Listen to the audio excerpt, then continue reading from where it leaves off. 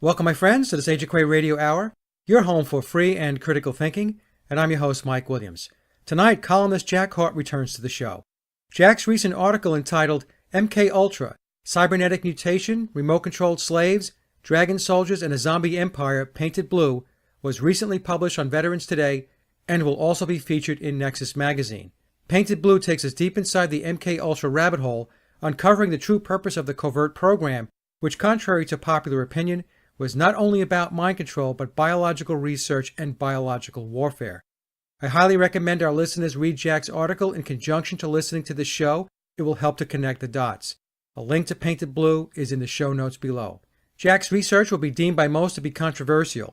However, as many of us know, we need to free think the esoteric because truth is indeed stranger than fiction. And with that, here's my conversation with Jack Hart. So Jack, welcome back to the show.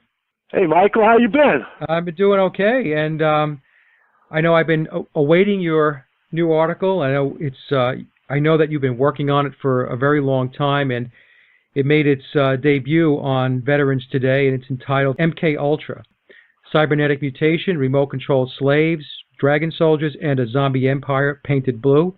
I read the entire article. In fact, I had to read it 2 or 3 times because there's a lot of content, and it depicts a very different picture of MK Ultra. That MK Ultra was not solely a mind control type of program that the CIA was conducting, but that it was about biological research and weapons. If I read the article correctly, there was an Inspector General's report going back into 1963 that described MK Ultra. I think it was 64. I'm not sure, but I believe it goes to 64. Okay. Maybe 63. I'm not sure, but I'd have to look at it over again. But first of all, with MK Ultra, they're always talking about it, but nobody really knows anything about it. They're going by that one report, which is all the Church Committee and the Rockefeller had to go on. Later on, there was an answer to the Freedom of Information request. They managed to unearth some 8,000 pages, but they're all financial documentation and stuff.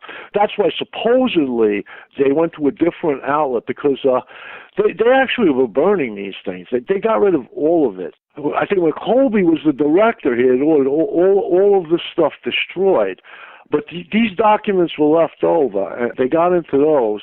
But they don't tell you anything. What you're going by is what the CIA is telling you. And that's the reason I got into this Sims decision and stuff in the article, and the Freedom of Information Act, which was actually made, in 1947. It was made to cover their asses. They're only telling you what they want to tell you. And the only researcher that I see that really went beyond what they wanted him to say was this guy McCoy. And he's come under a lot of fire for it, but he's considered the premier expert. He said the same thing, that they're directing the attention to their most ludicrous programs. He thought it had to do with torture, that they were really concentrating on torture, but that's not what they were concentrating on, because I went really deep into this, and what I came up with is this guy Olson was a bacteriologist. He was not involved in the LSD program. You're talking about Frank Olson? Yes, I'm talking about Frank Olson. And they try to say the reason he jumped out the window, oh, by the way, on the 13th floor in front of Madison Square Garden, if that don't tell you it's some kind of Masonic message, I don't know what, I give up. But they try to say that they dosed him with LSD and he jumped out the window. Right. This is not what happened. A lot of the researchers, when they did go into it, his movements were going back and forth from a place called Camp King in Germany to Porton Down in England, which may really be the heart of the monster. Fort Detrick may be subservient to Porton Downs, but he was going between the three. At Camp King was a guy named Kurt Blom. Now, Kurt Blom is probably the most important person in the story. He was a brilliant scientist, a cancer researcher. For all intents and purposes, one of those people who was out to help humanity. Now, he was educated in the United States partially. And when he went back to Germany, for some reason he was very fixated on building them, a bacteriological warfare program. And this was against Hitler's wishes. Hitler never wanted bacteriological weapons or chemical weapons in the Third Reich. What happened is Himmler issued a decree that overruled Hitler, because Himmler did that sometimes. He said it was okay to use them. So under this decree by Himmler, he had plans to attack the Soviet Union with the bubonic plague, which he was using very effectively against them in limited actions. Now, the Japanese were using it. They were killing thousands and thousands, maybe hundreds of thousands of Chinese with the bubonic plague. That should tell you that they were using some kind of vector besides fleas. Bullitt went into researching bacteria. It wasn't really his field of expertise before the war, but he got deeply into it, and he was using it very effectively on the Eastern Front. He was using the bubonic plague. I don't know what vector they were using. It could have been fleas. It could have been mosquitoes, because his guy came over here. He went to a place out in Long Island where they were doing the biological warfare program, and he brought with him Lyme's disease. They were using mosquitoes as vectors. Who was using mosquitoes? Was it Kurt Blom? No, it was Kurt Blom, second in command. I would have to look that up because it's not really in my article. I could write a book on what I left out of this thing. Yeah. But just back up for a second, though, Jack. But so what we're saying here is, I think a lot of people don't realize this. What you're saying is that biological warfare was alive and well and used in World War II. I really think that the Manhattan Project is nothing but a distraction after doing the research I did. I mean, the real science was in the biological warfare program. You should just think about it. Now, a nuclear weapon creates destruction. The infrastructure where you drop it is destroyed for miles around. The land is uninhabitable. Everybody's dead. You've got radiation. It becomes unlivable. Now, exactly the opposite when you're talking about biological warfare. They insert things called suicide genes into these things, which at a set time, they actually consume themselves, and they're gone. Now, you can use that. You can wipe out everybody in the country, and then you can walk into the country, and the infrastructure is still preserved for you. That's the reason for all this secrecy after. I think that is the reason the CIA was really formed, was to do this research into this.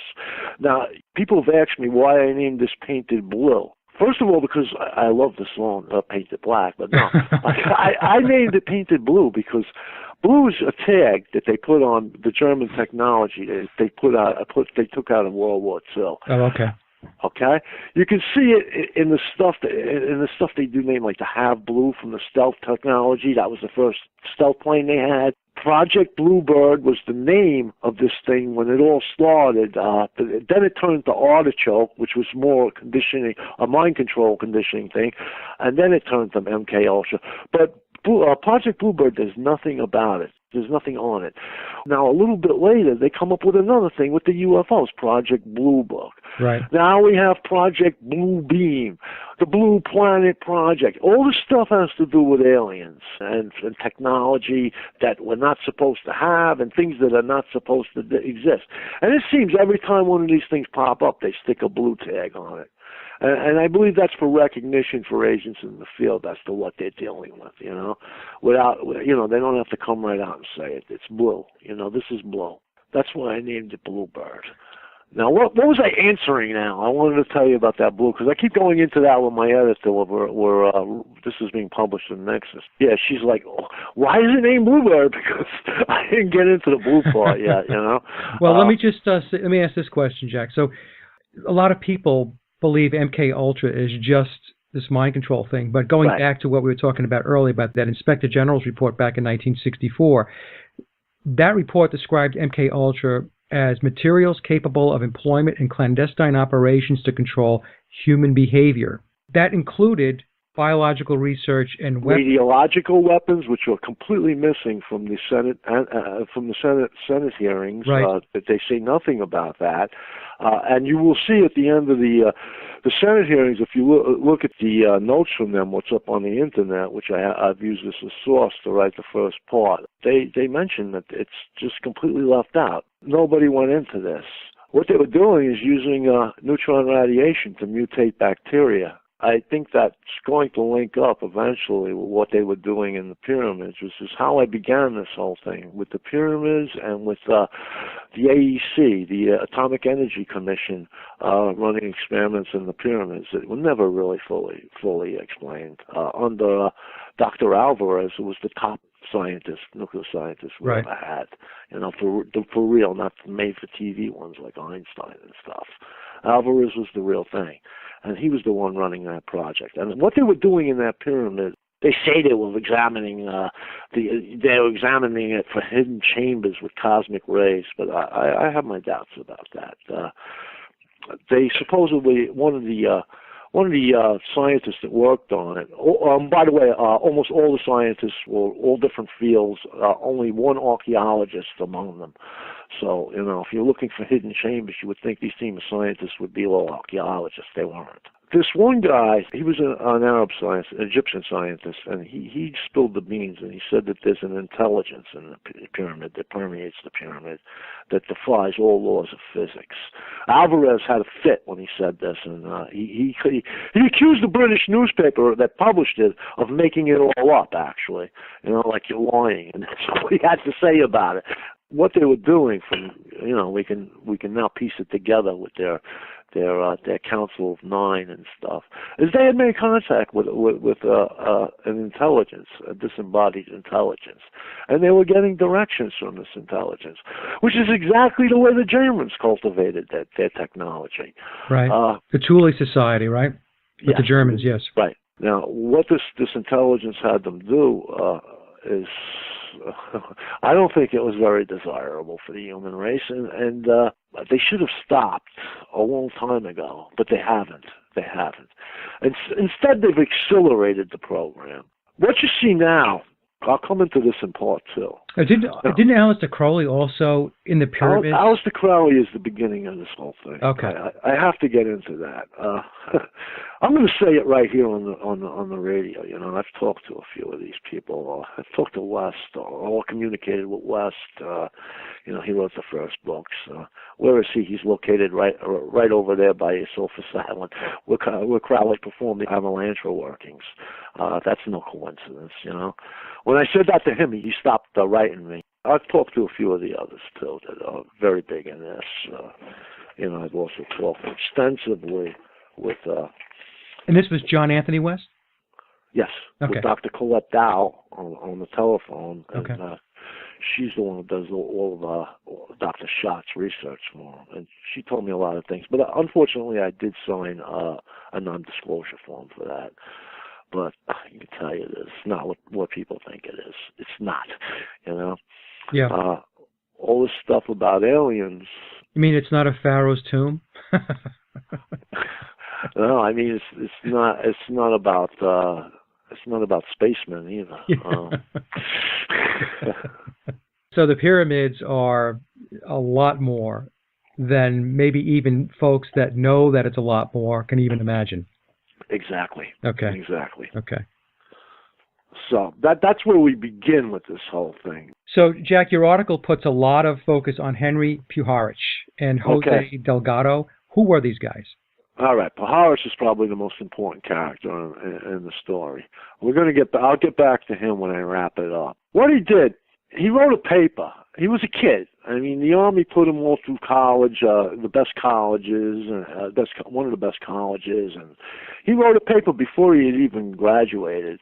The paper was called The Theory of Nerve Conduction, and it said that neuron units radiate and receive waves of energy in the ultra-short-wave bands. That's below infrared and above the radar spectrum. What they're talking about is what's called the Paschen series. Now, Paschen was a German scientist that he was around even before the turn of the 20th century. He did a lot of his work in the 1890s, where he discovered the Paschen series, which is exactly what these ultra shortwave bands below the infrared spectrum. That's what the Paschen series is. The Germans continued on from there. I mean, by 1900, they knew all about this. So we were 50 years behind them. And anyway, when he wrote this paper, The Theory of Nerve Conduction, it turned science American or American and English science, more or less, on its year. Now, Delgado was he was a scientist, a European scientist. He was from Spain, and he had a fellowship at Yale. He read these papers and he became completely enamored with the idea. And he went into it big time. And 5 years later, he would start publishing. I guess after he had done the proper amount of study on it and everything else, he would start publishing papers on that. He ended up publishing something like 134 papers. Now, the only real book that's ever been written about M.K. Ultra, The Mind Manipulators, Delgado figures prominently as the lead technical scientist. He was... I would say he was more of a distraction than really the lead scientist, because he did things like have a bull charge him in the center of a bullfighting ring in Spain, and he would stand there with this stimulus, what he called a stimulus-receiver. He had implanted something in the bull's brain, and he would calmly let the bull charge him, and he'd press a button, the bull would stop in mid-charge and just walk around in circles like it. It didn't know what it was doing. Right. He wrote books. Check the title out on this one. Physical Control of the Mind Towards a Psycho-Civilized Society. This guy wanted to turn everybody into a robot, and he thought this would be a great idea. And he thought that he would reduce crime. I've read some of the stuff he writes, and he's really an appalling person. And this is Delgado? Yes. Yeah, yes, okay. Yes, Dr. Delgado. But he was not the lead scientist. Puharich was the lead scientist. Puharich has worked from the shadows almost till the day he died. You can find him at the bottom of everything. Whenever you look deeply enough and turn over enough rocks, Puharich will be on the bottom of the rock. He walked out on them, too. He walked out on them sometimes in the 80s. They burned down his mansion. He had a mansion that he was performing all these experiments on. You see it like if you watch Matrix, where the woman, the psychic, has all the kids in her living room and she's training them. He really had something like that. They had flown in kids from all over the world with psychic abilities. They called it the Turkey Farm, and these kids were trained, hypnotized. He was trying to get to the source of their powers. He had all the technology, because I went into this in the previous my previous publication before this one about how the CIA it wasn't the CIA then, but there was the intelligence services, really had made a split with what I call the empire, which is the Anglo-American Empire. They had walked away. They had taken all their toys and they had went to a place called Glen Cove in Maine. And they had founded something called the Round Table Society. And they had all the technology. They had crazy stuff. I mean, Huxley, who was Aldous Huxley, was considered like maybe the most influential writer of the 20th century. He was always there. And I included like a description from him of what they were doing there. They had done all this experimentation there. Suddenly his mansion just burned down. The other guy, his more or less his literary publicist, or the guy who was like the face for the whole thing, he got accused of murdering his girlfriend. Well, he probably did. They found her dead in his closet and decayed in a trunk. She had disappeared after Einhorn was his name. She had disappeared after having a fight with him, and they were looking for her for a year or so. They finally found her in the closet. Supposedly, the CIA and Puharich had blocked any police investigations up until then.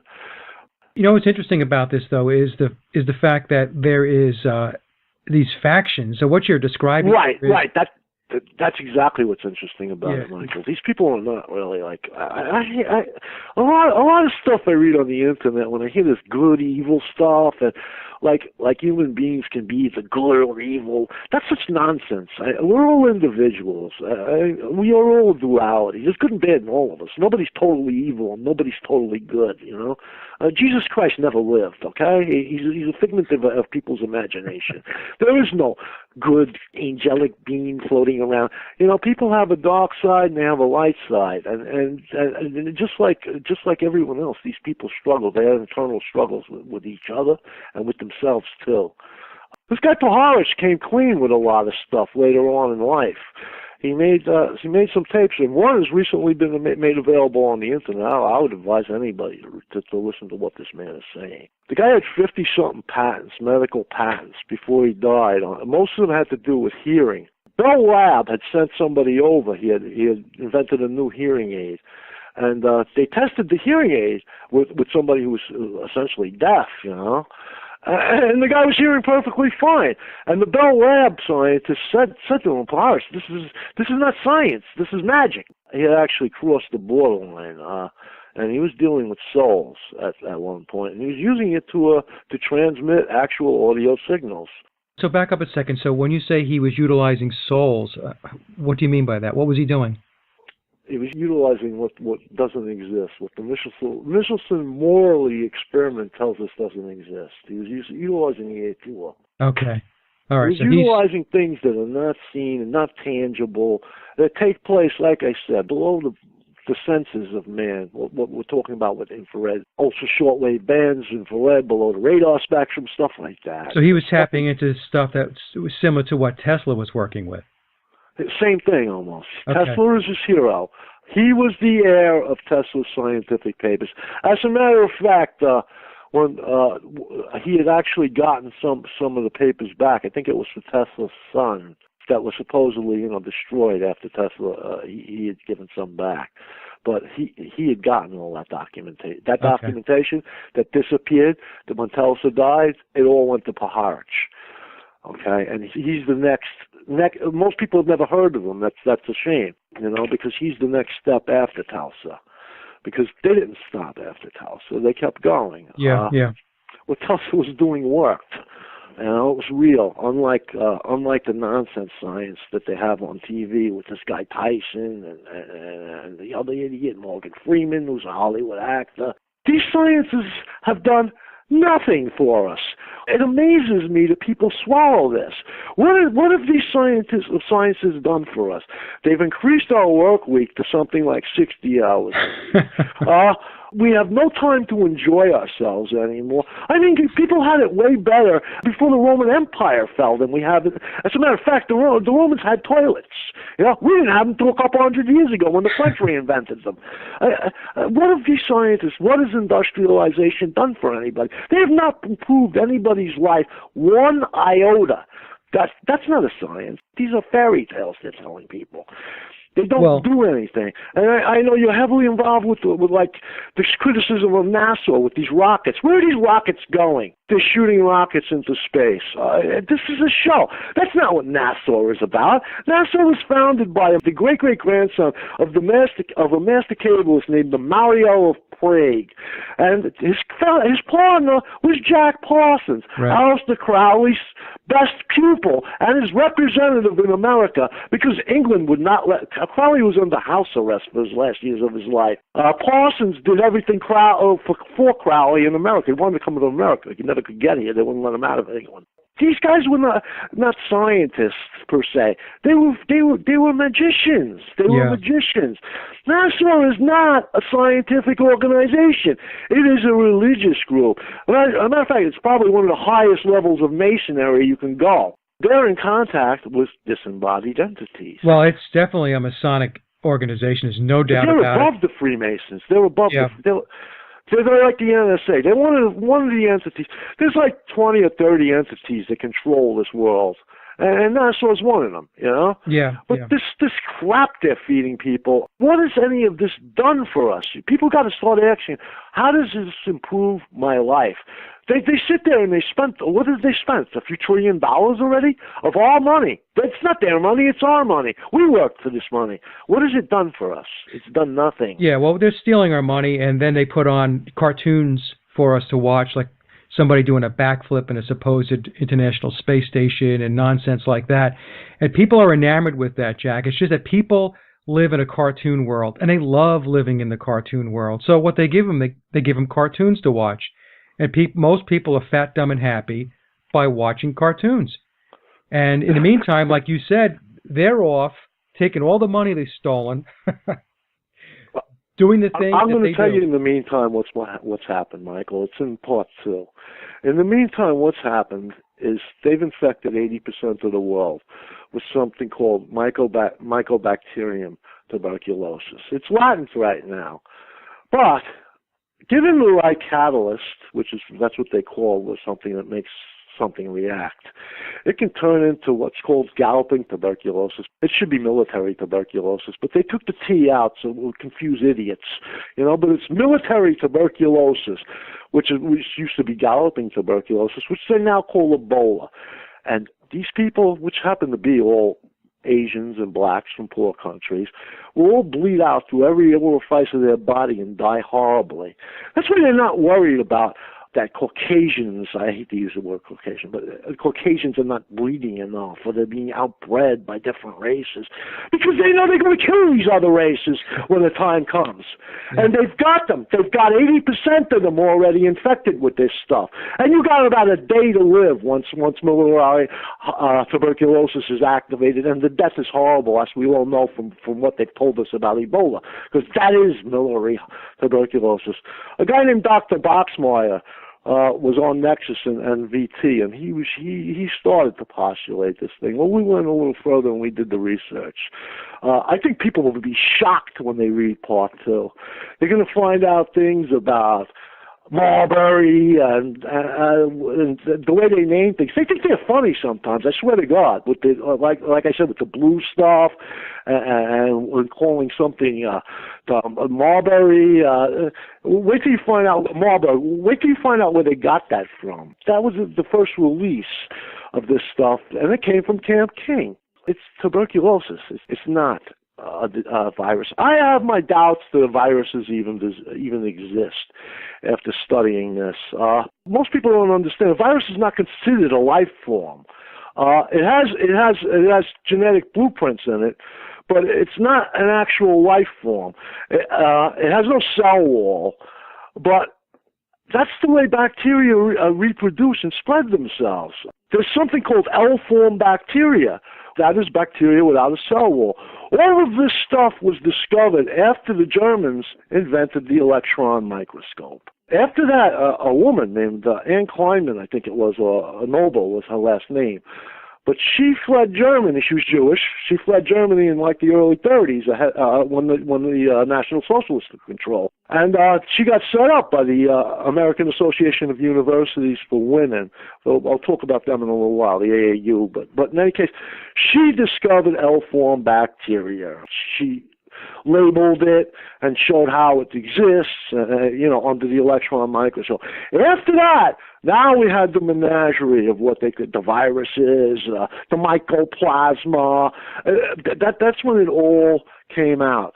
After she discovered L-form bacteria. And now they've been working on this stuff. If you go through the internet, like in my research, I can find out all I want about stuff like Bacillus subtilis, Serratia marcescens. You won't find anything about tuberculosis. Oh, nobody was working on tuberculosis in these bacteriological programs. Right. All of that has been eliminated. And at Fort Detrick, I think they burned all the records from 44 to like the mid-50s. They're very careful about covering their tracks. They burn everything. And what they don't burn, when it's in somebody's head, they kill them. You want to verify that, you can just look at the death totals on microbiologists.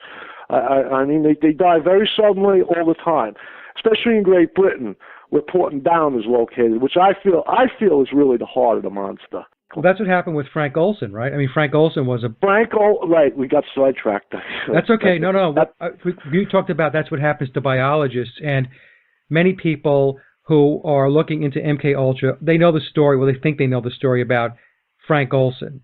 But Olson, they kind of made him out to be this guy that was involved in LSD experimentation by the CIA, and then he jumped out of a 13-story window. He's one of the few good guys in the story. But he was much more than just a guy that was... He had a strong moral compass. Yeah.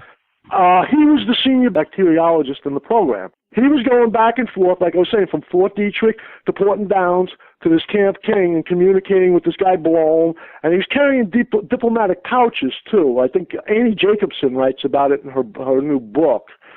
I think it's on the New York Times bestsellers list. But he was carrying, she insinuates, but he was carrying pouches back and forth of these bacterias. Now, they were testing it out on people who were captured by the German intelligence, the newly found German intelligence, which was really the old Nazis. What he saw over at Camp King what they were doing. My impression is what he saw is probably something like you see in John Carpenter's The Thing, where the little strings come out, like Magellan's on steroids, Yeah. where the little strings come out of the human and start grabbing at things. I think that's what they were doing to these guys. He went there and he'd seen all this and he participated in it. And before that, he had complained to the big-time British psychologist. This psychiatrist happened to also be an MI6 operative. He went to his superiors, of course, and he said, this guy's a security risk. Yeah. But they couldn't really get rid of him at the time, so they continued on as is. So he goes to Germany, and who knows, God only knows what they were doing to these Soviets that they were capturing. But he had seen that. And then he came back to England, and he's like, I can't do this anymore. He went back to this psychologist. Well, let me just get his name. It's hard for me to remember all the names. Yeah, okay, take your time. Dr. Sargent. But in any case, he went back to Sargent, and he tells him, I can't do this anymore. He wanted out. He wanted out of the he wanted out of the CIA, and he wanted out of the MK Ultra program. And he was deeply disturbed. Even when he came back to America, his friends talked about it. All of a sudden, they gave him LSD supposedly, and he was still acting really funny when he came down. And they took him to see this guy Abramson. He worked for them. He worked out of Aberdeen Proving Grounds. He was a pediatrician and an allergist, and the guy was having severe psychological. They took him to see this guy. Yeah. And yeah. But in any case, 2 o'clock in the morning, the guy takes a fall out that window. And he splats on the pavement below. 13 floors. It's just the whole thing screams a Masonic message, yeah. to anybody else who wanted to get out of the program. This is how you leave, right through the window. In any case, they've made him out to be now like some kind of nut. But he was deeply disturbed by LSD. I have my doubts if they even dosed this guy with LSD, or they might have because they were getting rid of him. But why would you dose your senior bacteriologist with an hallucinogenic? They apparently threw him out the window because an autopsy was done, and they found none of these. The CIA buries him in a closed casket. Says he's all torn. His face was all torn up from jumping through the window. And they opened up the coffin. The guy didn't have a scratch on his face. Yeah. What he found was a contusion that he said was made with a hammer. And he thought the same hammer was probably used to break the window. And actually, when they ran up there, when the guy hit the pavement, I guess the hotel manager ran up there and said, "Hey, your friend's outside dead." Lashbrook picked up the phone, dialed the number, and he says, "Olson's gone." This is the testimonial witness of the manager. Olson is gone. Then he hangs up, and he goes in the bathroom, sits on the toilet, and puts his head in his hands. Then he attends the funeral. He never even tells Olson's family that he was in the room. They never knew this until all this came out later on. His family had him exhumed, right? Yes. Eric's son had him exhumed. He waited till the mother died, then he had him exhumed. I think it was in '94. Then he had the body exhumed, and the autopsy was done. And really, if it wasn't the CIA, there would have been indictments, but there wasn't. Yeah, it's interesting. As we're talking about Frank Olson, in your article, you mentioned that there were 33. There's another Masonic number for you. Thank you, Michael. Very good. Very good. 33 appears over and over again throughout the narrative. Yeah. It's like the number 9 when they tell you the history of the Templars. It keeps coming up over and over again. Now, whether that's through the intervention of disembodied entities, and that's it's actually it seems almost. It couldn't possibly be through human manipulation. It's so perfect. I mean, Gottlieb goes and he at 33. That's when he joined the TSS. Just goes on and on. 33 keeps coming up. And yeah, they love the number 33. They love 33. Yes. They love 11. They love 13.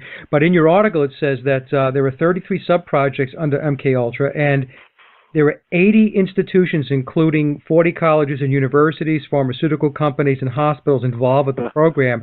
Now, when I read this was a pretty amazing revelation because it says that the program was very extensive and the coordination was extremely precise, right? Extremely precise is even an understatement. This went to the highest echelons of learning, so to say, which is the Association of American Universities, the AAU. It's some 60 colleges, the most elite colleges in America. It was started in 1900, the same time as, by the way, the only member, the Rockefeller's little college was started.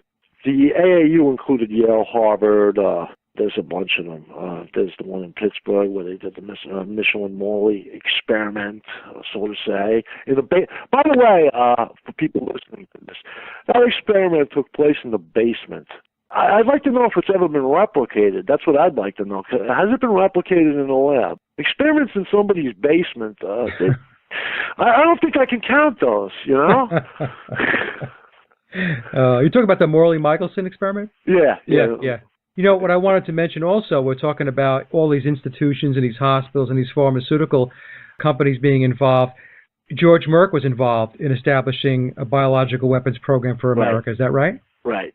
The Germans and the Americans were in bed together up to their necks. I don't even know why they had two wars. I really don't. Because they were working on this stuff. They were working on it at the turn of the century. Yeah. He was, for all intents and purposes, the guy's a German. I mean, that the company that he came from was probably the biggest chemical company in Germany. And he came over here to form the American wing of it on Wall Street. And he's the one who really set this whole thing in motion. Merck, KG, A&A. That's like the biggest chemical freaking company in Europe, you know, and it has been for the last 100 years. But he came over here and he went to school, I think it was at Harvard, and he was heavily involved in the biological weapons program. This was sometime in the early 40s. I don't think it was really operative until after the war. I think Blome added the missing ingredients, which was neutron radiation. Because they mutate these things. They use UV lights. So they're mutating the bacteria, Jack? Yeah, okay. Yeah, bacteria mutates itself. It adjusts on the fly. Okay. But the mutation rates can be accelerated by adding UV lights, and they were doing this even before nuclear fission was invented. This bacteria has been around for a very long time. It's known as the blood of Christ because, you know, whenever they had a little problem, the priests would rip this stuff out. It grows on the host. It secretes prolifically. So blood would actually, or this blood red substance, which is called protogesin, this is how it communicates, would actually drip off the hosts. And this is where they came up with this crazy cannibalistic doctrine that was the Pope Innocent III tried to institute it. And for 50 years, the Catholic Church, to their credit, fought it. They knew it was crazy, but after they started using this stuff, that's when they come in with this is the body and blood of Jesus Christ. There's some 30 different incidents or somewhere around there listed of where the host actually bled. And scientists have traced this back to Serratia morsessens, and I know almost for certain that the church was very well aware of this. And they were growing in on the host. And when people sit at that rail and stick their tongue out, the priest was sticking the freaking mind control bacteria into their mouths. That's what was happening. This bacteria was used before that by Alexander the Great when he conquered Tyre. When his troops were demoralized, they broke this bread, and the bread supposedly bled, and they all ate it, and they thought it was a great omen, and they attacked, and the city finally fell. But Alexander the Great's mother was a Scythian, and the Scythians are the Ashkenazi. She was a sorceress, and it's my belief. I can't prove this, but you know, sometimes we have to jump conclusions that it came from there. The Kabbalists have been playing with these bacteria for at least 1,000 years. The golem, which is what the Mariel of Prague created, is made from the clay on a riverbank, red clay, mind you, which is what Serratia morsessens is, and it's an entity that supposedly knows certain secrets of the universe, which it can communicate to its creator, and it will serve its creator. Now, this golem was stored up in Austria, in the main synagogue. It was up in the attic. All kinds of educated people knew this thing was up there. They seen it. The Germans knew it existed. The Germans were very interested in getting a hold of it. And around the turn of the 20th century, it just disappeared out of there. So, Jack, hold on a second. Are you saying, though, that, let me make sure I understand this. Are you saying that these plagues like the Black death or the bubonic plague was Were engineered, yes. all They were engineered. These things can be engineered in the freaking brewery, Michael. Because because if you go on, the mainstream explanation is that it circulates among wild rodents. Right, this is ridiculous. Any honest doctor will tell you that flea of a rat as the vector could have never, ever spread bubonic plague at the rate it was spread during the 14th century. It couldn't have happened. 15th and 16th century. It's impossible. It's impossible. They were using some other kind of vector, which is where the Bacillus subtilis comes in. Well, I'll get into a little bit of the science here. Now, Serratia marcescens is a gram-negative bacteria, okay? Gram-negative bacteria can't do what they call sporulation. Sporulation is where it kind of collapses on itself. It splits up inside the cell wall. Then one of the divisions eats the other one or consumes it, absorbs it. And then it hardens into a singular mass. Its biological functions slow down to 10 million times what they were, but it's carrying all the genetic material it needs. It's actually aware enough to know when it gets back into an environment, it reactivates itself. Now, gram-positive bacteria can sporulate. The world champion of sporulation is Bacillus subtilis. Now, that was what the Americans were using. So this is all coming in, maybe I shouldn't say all of it, but a lot of this is coming in from Germany? Oh, yeah, just about all of it came in from Germany. I'll tell you, Michael, 2.5 years ago when I don't even know when I wrote the first Black Sun Rising. It's all been a blur. The Germans were so far, we're freaking cavemen compared to their sciences. You can hand almost the whole industrial age to them. We have nothing without them. They invented everything. They were so far ahead of us, it's pathetic. And that's because they never accepted the ether didn't exist. And they were working from that, electron microscopes, nuclear fission, cell phone communication. All of it came from Germany, from Germans. Well, plus the Germans were very much into the esoteric aspects of existence and mysticism. That's because there's no line between science and magic. Magic with a K. The only line is the artificial one created by paid shills like Morgan Freeman, who's I can't say he's a Hollywood actor enough times. And Tyson, I don't know what he is. That guy is dumber than a stone. I don't know what he's doing on TV. It goes back to what I said before, Jack. This is the veneer. These are characters that are put in front of the masses because it's a cartoon world. So right. That's all it is. And the reason why the cartoon is going to kill us all. I know. Okay. Yep. They've rigged it up so they've inserted a suicide gene into the bulk of humanity. When they get tired of us useless eaters, and we are fucking useless, excuse my language, and we are useless eaters right now. We don't do anything anymore. We don't create anything. We don't produce anything. We sit around and we moan about our government not giving us enough. Who needs us? They're going to decide to get rid of us one day. And that day is coming very soon. So this cartoon, while you were watching the pretty little firework display that NASA was putting on, this is what they were really doing. Yep. Okay? This is what they were really doing. And they've got the whole world just set up to do whatever they want. And now we can get into what these bacteria really do, which is splice DNA. That's what Serratia marcescens does. It releases an enzyme that actually can splice and consume DNA and RNA. They use it now. There's two different kinds. Bacillus subtilis also releases this enzyme. One is 2 and the other one's 1. The one that Bacillus subtilis releases is a little more advanced. Now, these enzymes are now being used to cure cancer. They can actually engineer T cells that will attack the cancer. But they can cure cancer anytime they want, by the way. Yeah, there's no doubt, right. Anytime they want, Michael. They have about 10 different cures for it, Blom said, now Blom, we talk about Blom, he was a cancer research expert. Blom probably discovered the cure for cancer back in 1944, and what do we have, 1 million people? How many people die of that a year just in America? They can cure it anytime they want. Well, it's a big money-making scheme now with chemotherapy and radiology and so on and so forth. I mean, it's just unbelievable. It really is. It's the whole economy is based on it. Exactly.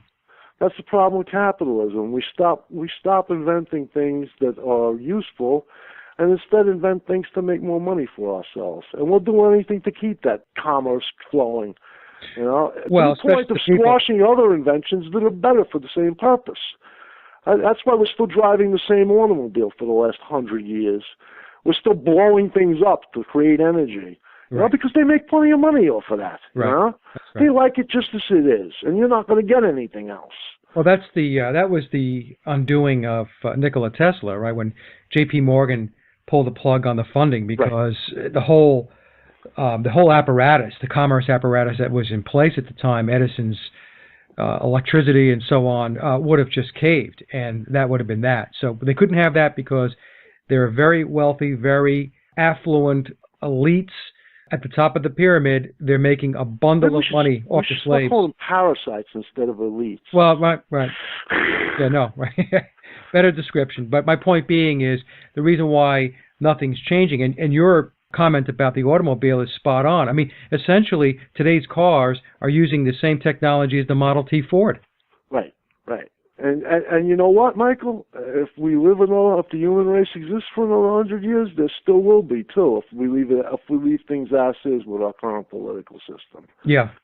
Because right now it's the shekel that rules the world, and the human race was not meant to live that way. You can really trace this whole thing back to that. I mean, these people, all they're worried about is their own cut of the pie. People, ultras like Nikolai Tesla, like the German scientist Schauberger, they get plowed under, and their inventions get stolen and they get used for nefarious purposes. Right. That technology wasn't squashed. It was just closeted. It was closeted, and you're not allowed to see it. People aren't seeing UFOs because they're hallucinating, and there's no little green men that are coming to save the world either. But they are seeing something. Millions of people are seeing something every year. What they're seeing is the damn technology that they're using for themselves. Right. They've had anti-gravity technology for 70 years, for Christ's sakes. Enough with the nonsense. You go back through my writings, you can trace where it was invented and how it works. I don't understand why, well, I do understand because I believe it's a technology, why people do not wake the hell up. They don't wake up, Jack, because they really are programmed and they've been indoctrinated since the day they got out of the womb. And I had a conversation yesterday with another guest, and we were talking about NASA, and we were talking about, the little sideshow they put on with their rockets and the moon landings and everything else. And the question... Pretty fireworks. It's like like the human race is a bunch of 6-year-olds, And like you said one time, how come the rocket's going sideways every time I see it? It's supposed to be going... That thing looks like it's going to land in the ocean to me. I mean, call me stupid. Well, that's exactly where they're going. I know it is. Yeah. I know it is. And so the question always comes up, like, well, why do they do this? Well, they do this because by putting on their little cartoon show, they receive funding. Then they take that funding and then they're plowing it into the stuff that you're talking about. And don't forget the drug dealing. The drug dealing has gotten and drugs too, and weapons, right? I mean, what were these guys in the CIA doing? I mean, when you see someone, when you see your fellow, I mean, a lot of cops wouldn't they're not going to let their fellow cops steal drugs. Why didn't other guys in the CIA step in and stop this? I don't understand this. Yeah. I really don't. And it still can be stopped. They need to stop it. They need to stop with the goddamn drug dealing. Because that's what we know. Afghanistan is only for one reason. That was to open up an opium pipeline. That's and right. what have ODs increased 4 times now since we've been in 4 times what they were? How many people are going to die? And how much destruction are they going to create before somebody steps up? Because you know what? Yeah, they'll kill you if you do. So what? You're going anyway under their That's plan. right. Nobody like Jim Morrison said, nobody gets out of here alive anyway. Right. And from what I've learned, our lifespans are truncated. I think it's probably the human lifespan is meant to be probably 1,000 years. I mean, from the second we reach our maturity and the height of our physical, we start deteriorating. That goes against the laws of nature to me. Human babies, they can't even walk for the first couple of years of their lives. That speaks of a very, very long lifespan to me. Some woman named Lana Control wrote the greatest story never told. I'd recommend it the very first thing I ever read. She goes through the science, the medical science about, the shortage of copper in the human bloodstream, and that medically you can make a very strong case that the human being should be living to be close to 1,000 years old. Well, I think you're right. I think our lifespans are definitely truncated. I will agree with that. I mean, I don't know, how long is long, but I personally believe a lot longer than 60, 70, or 80 years. This bacteria controls us. Yeah. We are not number one on the food chain. Well, that's what I wanted to ask you, because in your article you said that you depict these pathogens as taking over the body and the functioning of a host. Did you want to talk about that a little bit? Because I think that's where it's going, right? That's exactly where it's going. That's where we get the zombie empire from. Yeah. We are going to. This is why Paharis walked away from them. That's why I recommended people listen to some of the tapes they left on the internet of his. He left the reservation. In other words, he walked away from this work? Yes. Okay. When you start messing with the free will of the human race, I mean, what sense is there to even exist anymore? Are we all going to be automatons? Why don't we just end it then? Because we're not really. It's not a life. And he was one of the. He said that that was enough. That was enough. When you start trying to take away the free will of the human race, then I can't. Don't count me among your allies. And he walked away. Yeah. Yeah. He walked away and he patented, which I think it was Schauberger's patent in '83 or '84, converting water into hydrogen, splitting the molecules, just making hydrogen molecules for energy. They got really mad at him. I hear you had a big fallout with the Rockefellers with that, and the other ones from Canada, and for a while he was a wanted man. But I think the Germans picked him up, from what I understand. Well, he actually does say that, but he says he didn't. He says that Germany is still very well alive and well, and he says where they are, and that they're very interested in his work. And I think they were protecting him. But Jack, when we talk about that the population is infected with these pathogens, I just want to say one thing. I should say, I want to preface what I'm going to say by saying that in your article you said that there were covert tests performed by the military to test the effect of these pathogens on an unknowing population going back 60 years ago or so, right? 70 even. 70, okay. And then a number that you had in the article I quoted here was that these tests were done 239 times in 8 American cities as of 1966. And Nixon tried to put an end to it, and they paid that man no attention, Yeah. He said that he wanted unequivocally hold it by 68 or 69. So what were they doing? Were they spraying? Okay.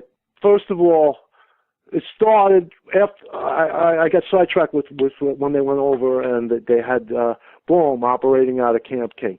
He had recommended to them, they were using Bacillus subtilis. He had recommended they use Serratia marcescens. Mm-hmm. They first sprayed it on, believe it or not, and you're the one who supplied me with the link. That was that link you had, that military link of spraying San Francisco. Yep. And they were lamenting that they have a primitive. They want a better spray mechanism to affect more people. They infected some 800,000 people from San Francisco in 1950. It was called Operation Sea Spray, and they sprayed them all with Serratia marcescens. 11 of them ended up almost dead in Stanford University Hospital. Where else? I wonder how they got there. They actually bragged about they infected 800,000 people, and they considered this a very successful experiment. And from there they went on with, I list them all. There's too many different ones to list. They were spraying, it's like something out of a comic book. Yeah. They actually had a bus rig to spray it out of the gas tank. They're driving it around Washington, D.C., New York City. They had some kind of hot rod Chevy with, they filmed this all while they were doing it.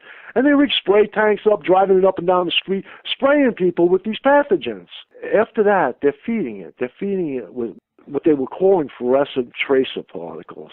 Now, what this really was that was their first, so to say, heavy metals and stuff, and it also had a cancer-inducing agent in it. Let me just get it don't worry. Yeah, get this right. Oh, zinc cadmium sulfide.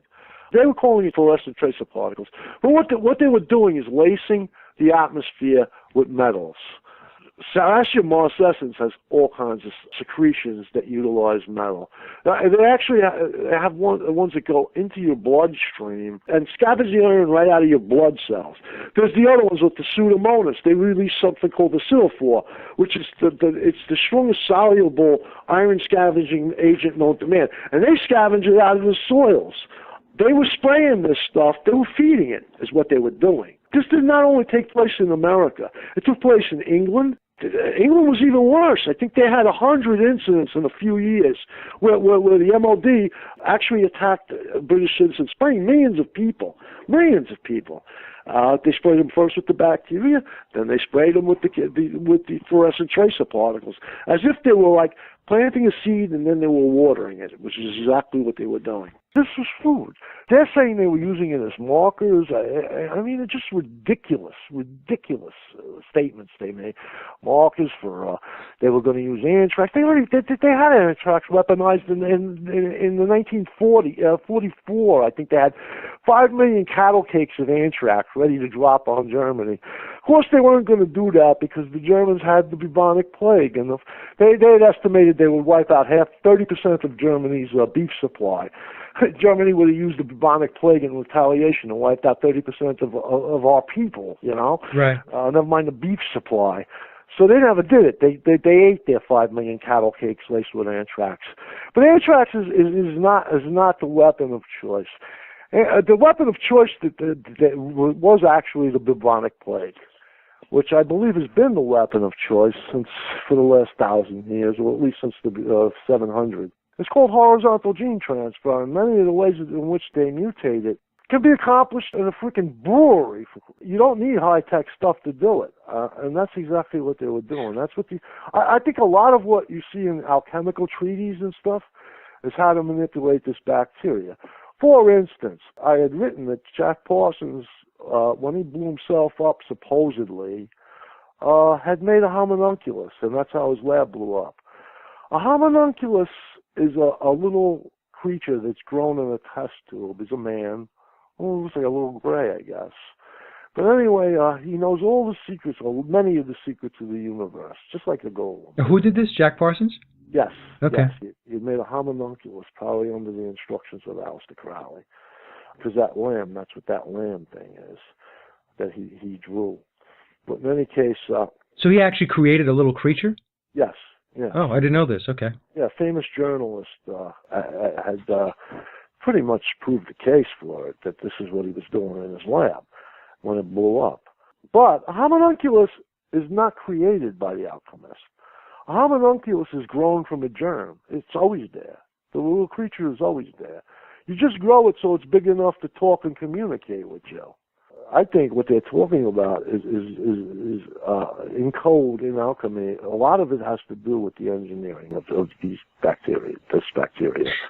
Jack, what about the 1918 flu pandemic, the Spanish flu? I mean, right. They dumped out all their vaccines with that. They wanted to use up those vaccines, and everybody who got that vaccines ended up getting that flu. Because I was reading Wikipedia, right? So I just pulled it up. Let me read it, and you tell me if this sounds like just a big pile of bullshit. It's Wikipedia. It probably is a big pile of bullshit, you know? It says the 1918 flu pandemic from January 1918 to December 1920 was an unusually deadly influenza pandemic. The first of the two pandemics involved, I'll get a load of this, H1N1 influenza virus. So, here we go with trying to, in my view, correlate recent H1N1 pandemic fears and linking it back to the 1918 flu pandemic. In fact, they're not even calling it the Spanish flu anymore. They're calling it the 1918 flu pandemic. So they actually changed the wording. And Morgan Freeman's going to do a special on it next week. It's unbelievable. Now that I'm reading this, it's unbelievable. And they're saying that 500 million people across the world, including remote Pacific islands and the Arctic, were people were infected, and it resulted in the deaths of 50 to 100 million. I always try to figure out how it is they get a range of 50 to 100 million. That never made sense to me, how they just really can't nail that down. Anyway, I digressed there on you a little bit, but it just seems to be, as you're taking me through this. And then you got the fools watching the Discovery and the National Geographic channel and saying, oh, yeah, well, I learned something today. Huh? Oh, my God. What a bunch of nonsense. Anyway, I'm sorry. I didn't mean to digress. That coincided with the creation of the Aberdeen Proving Grounds. That virus, as they're calling it.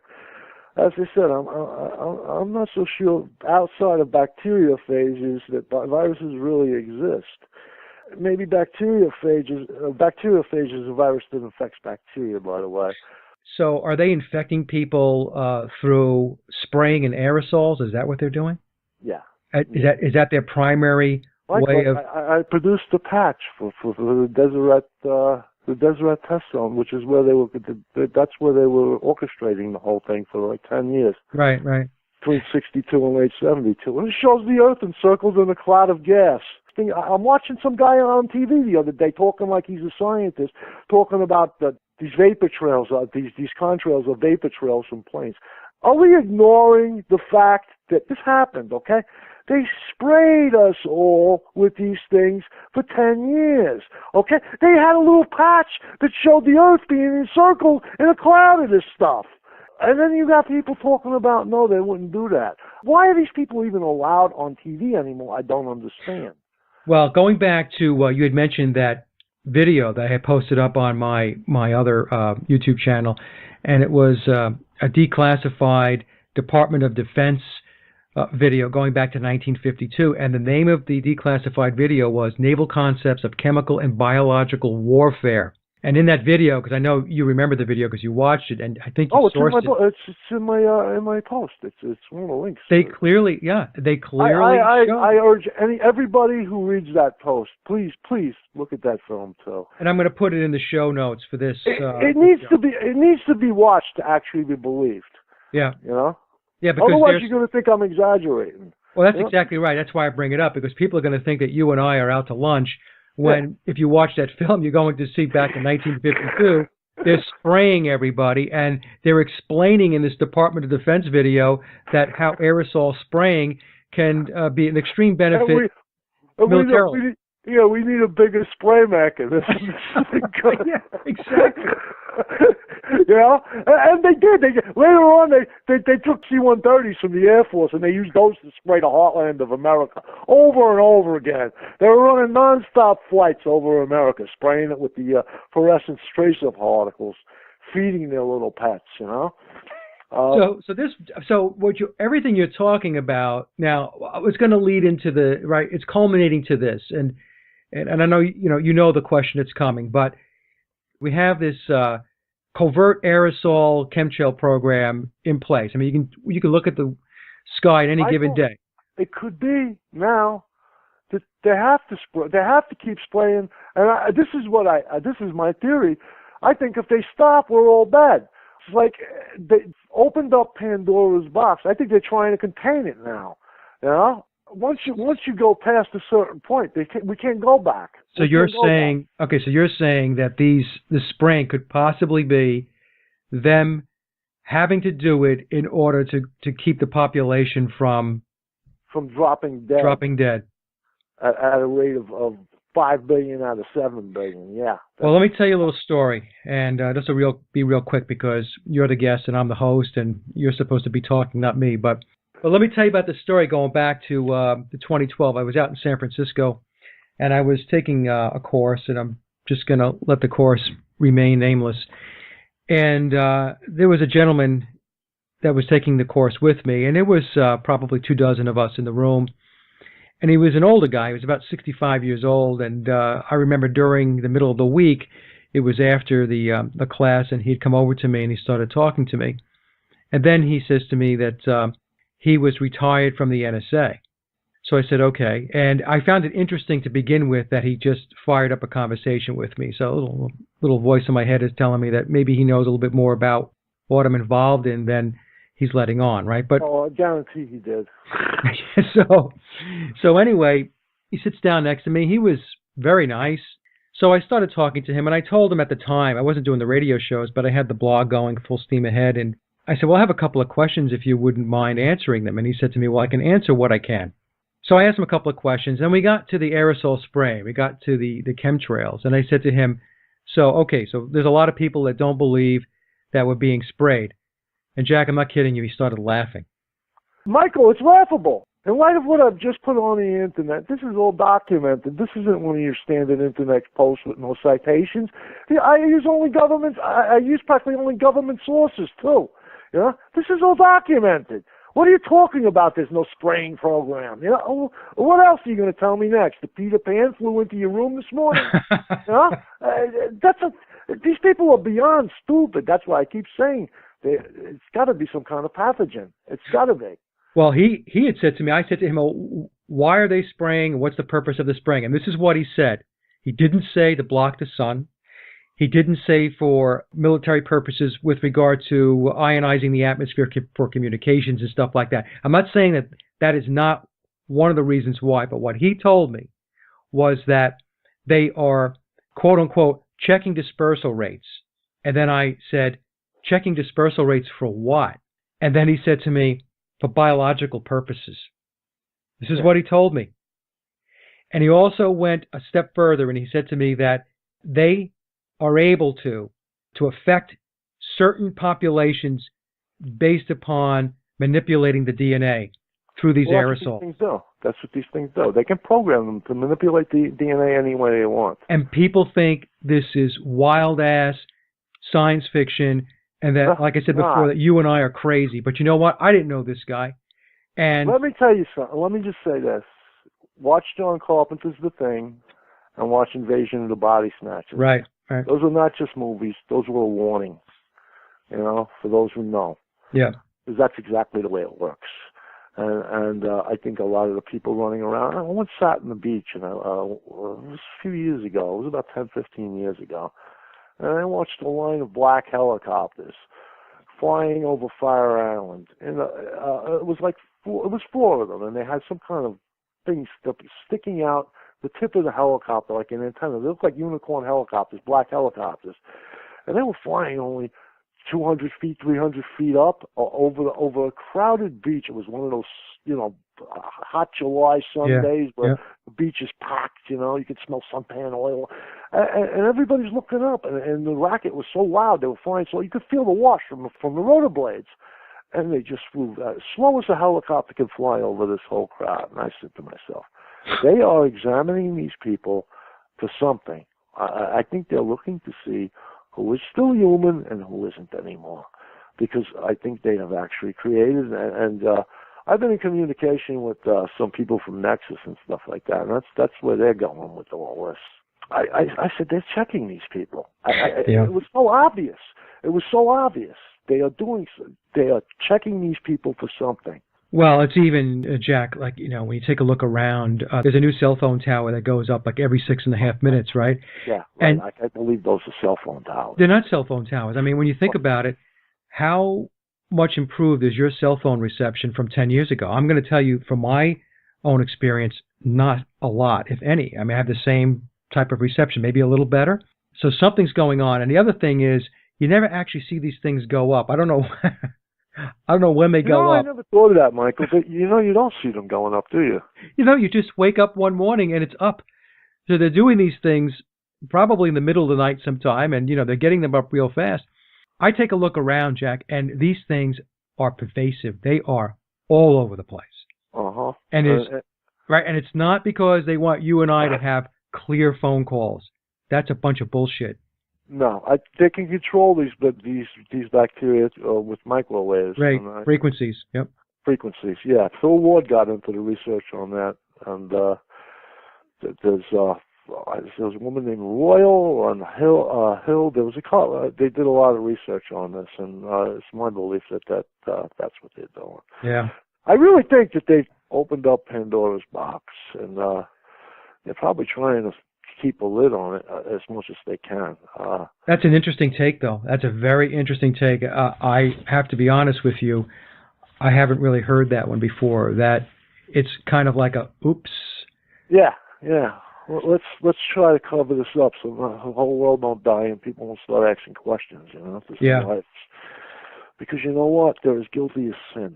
What really gets me is I hear all this stuff about Hitler all the time. Of course, we have the nonsense you see on TV, making him out to be a madman. And now we have the new thing, which I know a bunch of disinformationalists are pushing. That Hitler was he was a British agent, an operative. How come Hitler was the only only world leader at the time that had enough sense to say, we can't do this, He had actually banned this stuff in the Third Reich. Yeah. They had to do it behind his back. Yeah. Why did any other world leader do this? Well, I'm gonna say that for anybody who wants to get some information on a revisionist view of the National Socialists, of Hitler, of Germany during World War II, that they should go listen to the interviews I did with Deanna Spingola. Yeah, she's good. I like her. Yeah, I love Deanna, and she's well researched, and those shows will give a perspective on Germany during World War II. Germany was not the aggressor in either one of those wars. No, I mean, look, if you listen to his speeches, if you take the time to listen to his speeches, and more of his speeches now are making their way onto the internet, onto YouTube, and listen to what Adolf Hitler is saying. If you listen and you listen with an open mind. He was speaking for all of us, too. He wasn't just speaking for the German people. He was speaking for the whole human race. Yeah, and I know a lot of people are going to be, we're going to get hate mail and be saying what we're saying. On both sides, too, because the neo-Nazis, they think Hitler was a traitor, and the Jews, they think he was the devil. Yeah. And meanwhile, he was neither. Well, read his book. Oh, that's all I could say. Read it. Yeah, Mein Kampf. Yep. Mein Kampf. Right. Yeah, and what I tell people is, look, just remember that the world we have today is because we won the war, or I should say, that the Allies, so-called Allies, won the war, and this is 70 years later. We lost the war when the Allies won the war, because really one was the people they call the black nobility. They won the war. Well, this has been very interesting, Jack, and I'm really glad that you came back on the show. Our listeners can get your articles and your information. Hey, let me just do this, Michael. Yeah, go ahead. Let me give you this one. It's on the last part. I'll give you the kicker. Okay. Okay. I'll give you the kicker on the Sarassia Marcescens. The next one's going to create a furor. If it even gets published anywhere where it's going to get read. But I think Nexus loves these. So what's coming up with the next article? Okay, listen to this now. The most commonly used sacred name of Yahweh in both Judaism and Christianity is I am that I am. In Hebrew, it's Yeh Asher Ihi. Usually just shortened to Ihi, or I am. Ihi Asher Ihi literally translates as I will be what I will be. And that's perhaps a blood-red gelatinous mass when placed upon food. Because the original name of Sarassia Marcescens that we have managed to trace from reading an old Jewish manual from 1904 on this stuff, it doesn't even say this in any of the Wikipedia or any of the popular entries. That's where I got this from. I sourced it on the last one. But Sarassia Marcescens was originally named by an Italian doctor, Vincenzo Set, and he gave it what the Jews said is a strange name of Zeo Galactica Immunotropa. It means I live. I live when I am placed upon food, or I am placed upon food. I live. Same thing almost. And the food would be what? Humans? No. This is about it grows as a gelatinous red mass on breads and different dairy products. Okay. But it's almost the same as I am that I am. And this is the stuff they've been using. And nobody knows why he named it this. When you go into the nomenclature of these things, they seem to have known more about them when they first started using them. They quickly took that name down. So it's in sources that are not mainstream. Exactly. Yeah. Jewish Encyclopedia, unedited full text of the 1906 Jewish Encyclopedia. That's how I found that. And they've pretty much written it out of history. Yeah. So there's a lot of information in the old Jewish encyclopedias that has amazingly disappeared.